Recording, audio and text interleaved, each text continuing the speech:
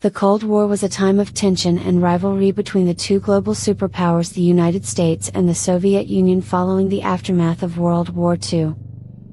For those who might be new to this term, the Cold War wasn't your typical conflict with direct battles.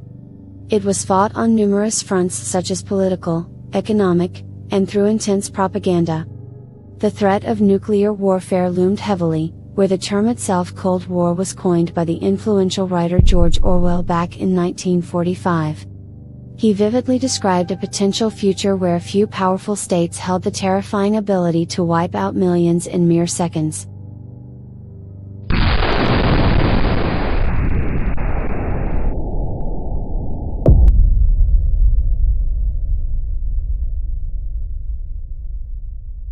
Speaker Bernard Baruch was born near Columbia in historic Camden, South Carolina.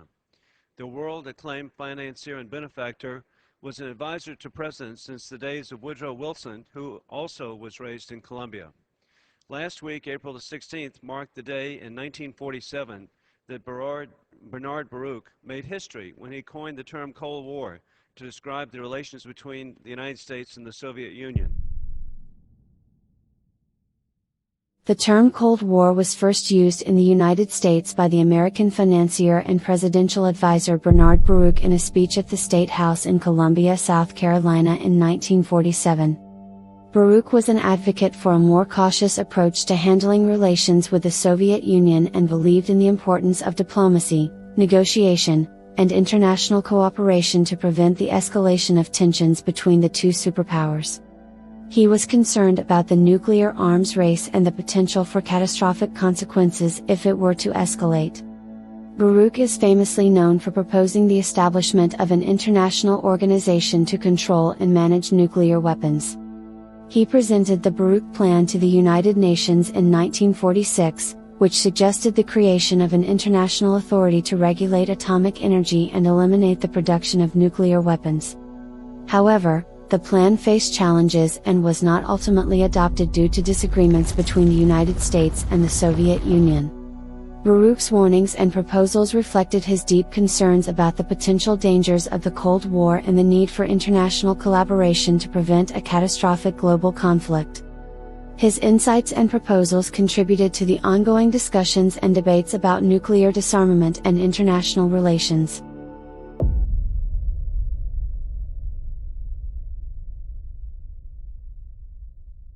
After the surrender of Nazi Germany in May 1945, marking the end of World War II, the wartime alliance between the United States and Great Britain on one side and the Soviet Union on the other began to unravel.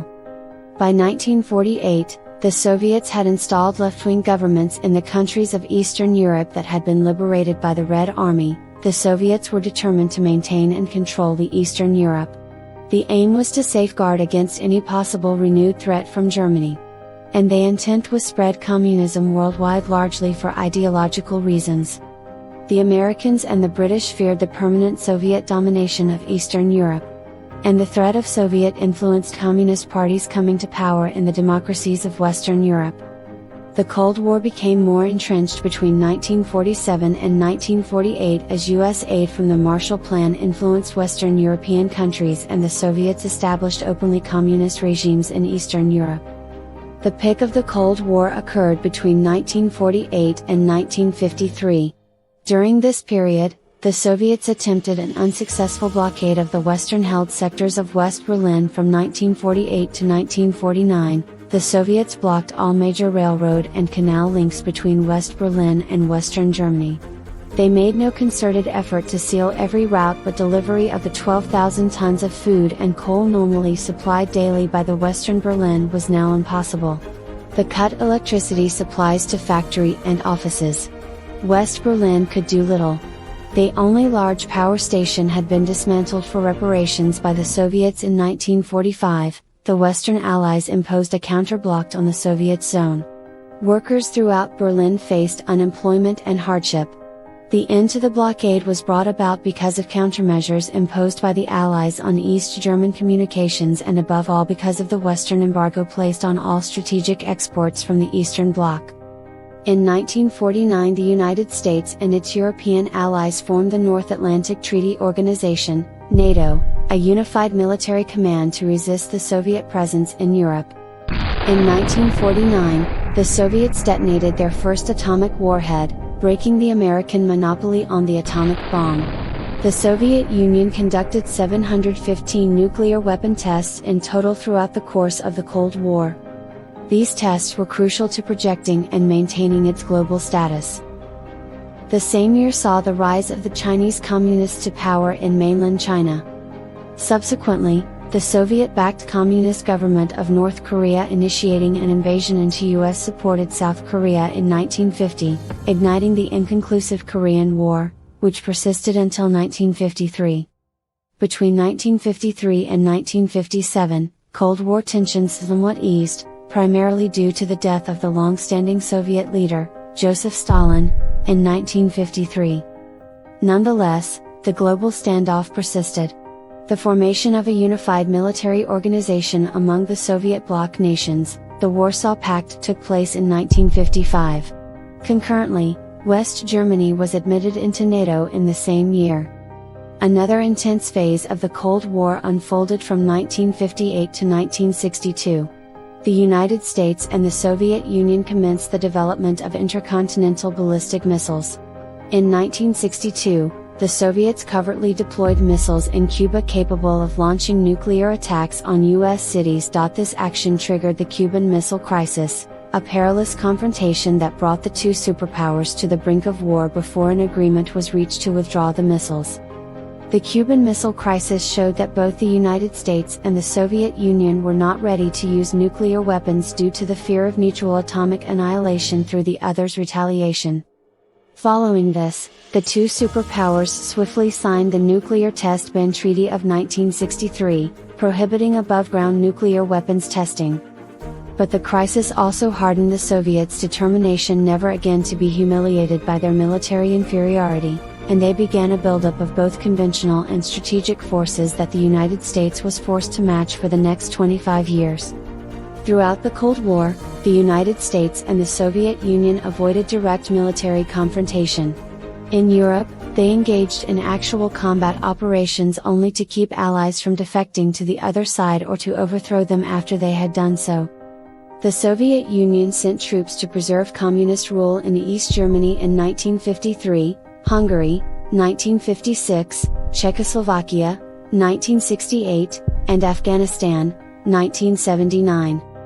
Meanwhile, the United States helped overthrow a left-wing government in Guatemala in 1954, supported an unsuccessful invasion of Cuba in 1961, invaded the Dominican Republic in 1965 and Grenada in 1983, and undertook a long and unsuccessful effort to prevent Communist North Vietnam from bringing South Vietnam under its rule between 1964 and 1975.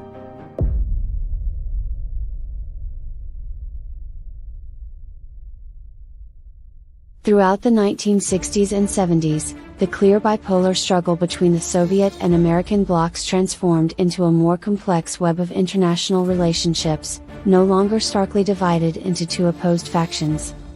A significant split emerged between the Soviet Union and China in 1960, gradually widening over time, ultimately fracturing the unity of the Communist bloc.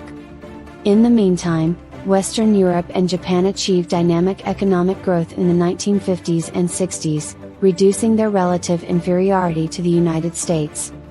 Less powerful countries found increasing opportunities to assert their independence, frequently demonstrating resistance against the influence of superpowers. The 1970s saw an easing of Cold War tensions as evinced in the Strategic Arms Limitation Talks SALT, that led to the SALT I and II agreements of 1972 and 1979 respectively, in which the two superpowers set limits on their anti-ballistic missiles and on their strategic missiles capable of carrying nuclear weapons. That was followed by a period of renewed Cold War tensions in the early 1980s as the two superpowers continued their massive arms buildup and competed for influence in the Third World.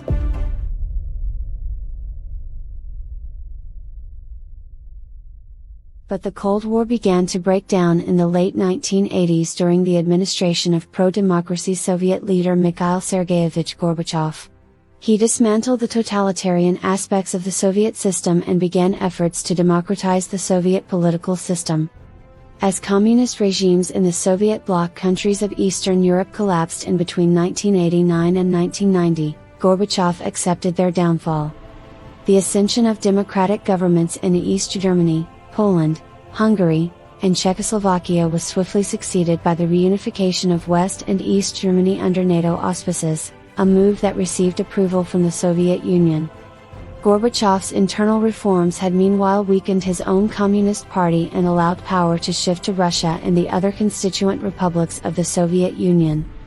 The Soviet Union collapsed in late 1991.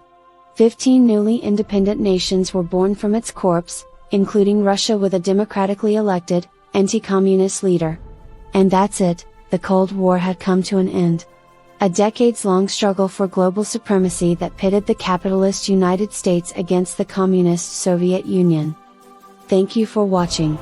If you enjoyed this content, please like, share, and subscribe so that you don't miss anything. Until next time, take care and stay safe.